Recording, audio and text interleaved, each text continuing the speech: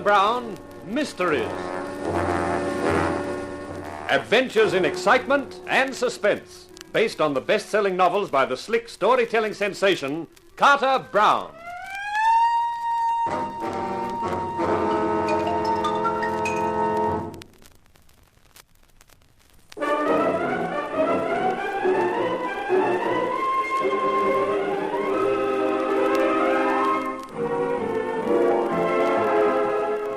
How do you do, ladies and gentlemen?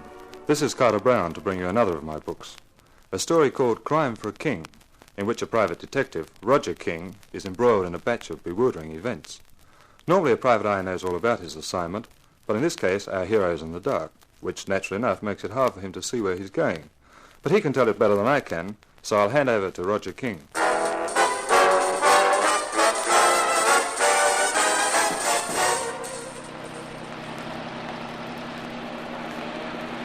There was an east wind driving past the car. Behind the wheel of the Dodge, I had to pull up my coat collar. I lit another cigarette and kept my eyes on the road and the car in front of me. The car which contained Miss Elise St. Chris, whom it was my job to follow. About 3/4 of an hour out of town, the road swung round in a bend. When I came round it, I saw the Packard had pulled into the side of the concrete, and a hefty character in chauffeur's uniform waved me to a stop. I wound the window down as he approached. Good evening. Good evening. Miss St. Chris would like to speak to you. And who is Miss St. Chris? My dear sir, if you have not been following us for the last 25 miles, it must be my mistake. Just drive on and forget it. But if I am right, then you know who she is, and we can forget the pretenses. Okay, fair enough. I'll have a word with the lady.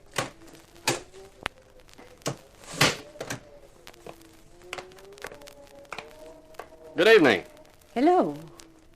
You are the private detective, I presume. A snooper is probably the word you're looking for. Who do you snoop for? Around this time of the year, Santa Claus. Now, what are you expecting in your stocking, apart from a luscious limb? Is wit a necessary accompaniment of your profession? Oh, not really. We throw it in as an extra. You have not answered my question. I have a client who pays good dough for me to trail you. Why should I tell you his name? Because I am curious. Because I don't like being followed around. That's too bad. I don't think I like your attitude. You look like becoming a nuisance. Oh, you'll get used to me after a while. Hey, let's ride in your car and save the juice in mine, huh? What do you say? I say that you begin to bore me. Johnny? Of course. Hey, what? Too late, my friend. Something belonging to the chauffeur, probably his fist, came across my head, and I lost interest in the proceedings. When I came round, I was sitting behind the wheel of my car, with a headache and without the ignition key.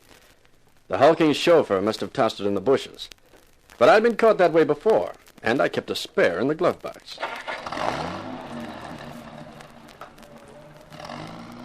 As I drove back in the direction of the city, which contained my apartment, which contained my bed, which would contain me as soon as I could get to it, the only thought in my mind was that my client wouldn't be happy about this.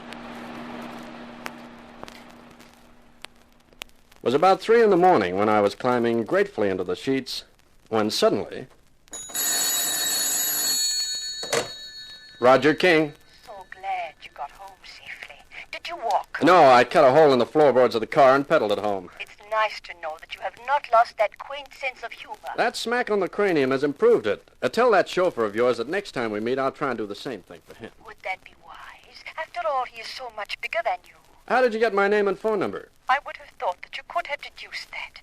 You were unconscious, weren't you? And in your pocket was your wallet, wasn't it? Uh-huh. Tell me, is there any point to this conversation, or you just like talking to me? I don't like talking to you at all, Mr. King, but this once it is necessary. You received very mild treatment tonight. Next time it could be much, much nastier. Are you threatening me, my elegant Elise? I can hardly hold the receiver. I'm trembling so badly. Very funny. This is my last warning, King. Find something else to do, and tell whoever has employed you why. Otherwise, you might wake up one morning and find yourself dead.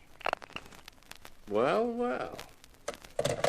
Now, just what the devil can all that mean? I arose refreshed but resentful, and I had an idea that my client, Mr. Polvey, was going to be resentful, too. It was about 10 o'clock when I presented myself at the offices of Overseas Enterprises Incorporated and asked the pulsating platinum blonde secretary to announce me. Come in, King. Well, have you anything to report this morning? In a short word, no. What do you mean by that? I followed her car, then I was hailed by a chauffeur. She made it clear she didn't like being followed. The chauffeur made it even clearer by slugging me over the skull. When I came to, they and their car had gone. So you don't know where she went? You're right on the ball this morning. See here, King, I'm not paying you for rudeness. I'm paying you for results, of which I appear to receive none. Just remember that it's one thing to trail someone who's using the subway, but quite another thing to trail someone who travels in a chauffeur-driven Packard. That was your problem, and you don't seem to have tackled it very competently. I shall have to find someone who can carry out an assignment without falling down on it. Does that mean I'm fired? In a short word, yes. Well, it doesn't exactly come as a surprise. How about my dough? I shall have my secretary draw you a check. $150 covers it, I think. A lot of money to pay for nothing. But you're not paying me for nothing, Polby. You're paying for the privilege of discharging me.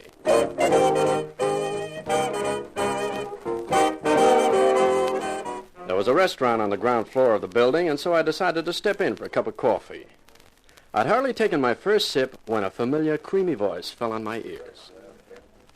Do you mind if I share your table? Well, well, Miss St. Creets herself. And what are you doing here? Asking if I can share your table. Well, it's a free country, or so the rumor goes. How was Mr. Polvey this morning? Not very happy. He fired me.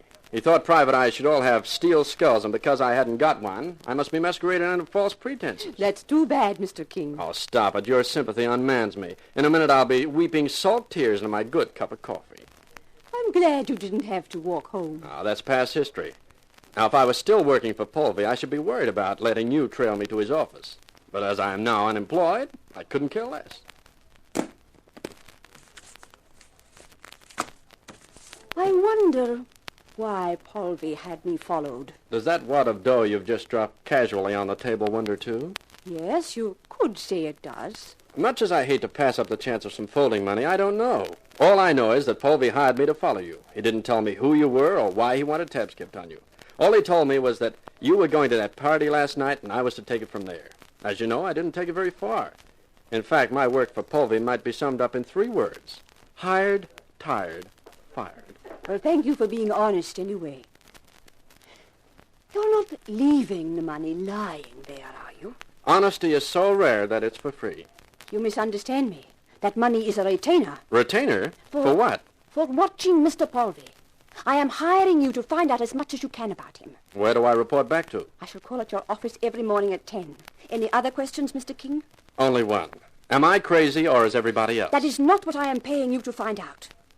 You will start on your assignment immediately, of course. Well, not till around 5 this afternoon. Why not at once? Because the quickest, easiest, and best way to find out about Polvey is to trail his platinum blonde secretary. Oh, Not to mention the fact that following her will give me something interesting to look at on the way.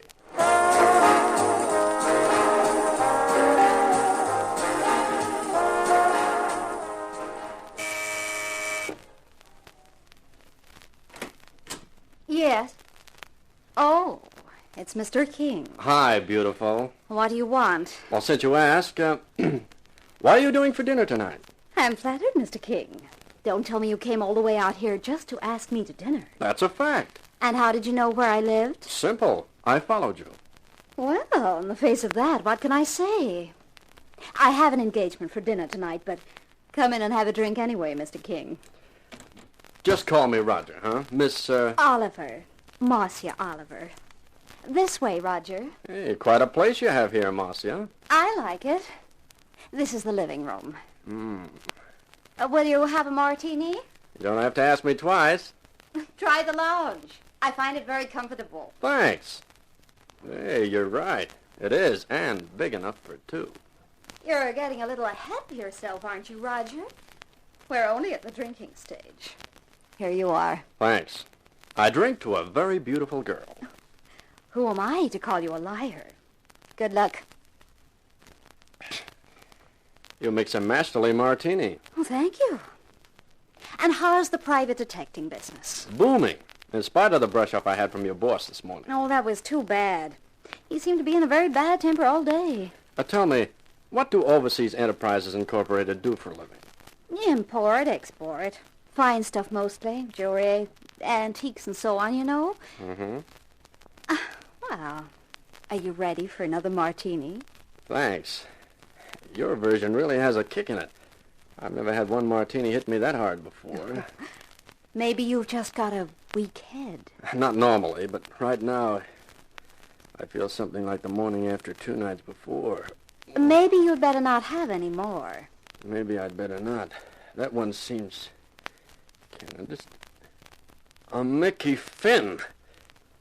You gave me a Mickey martini. I think it's kind of appropriate. Dope for a dope? You...